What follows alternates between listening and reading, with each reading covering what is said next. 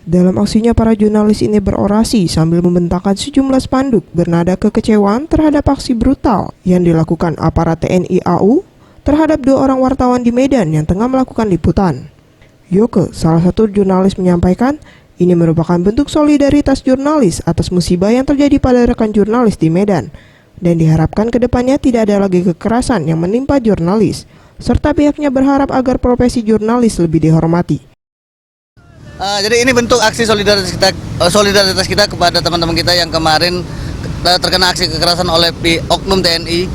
Jadi hari ini kita meminta kepada semua orang untuk menghormati profesi jurnalis ini.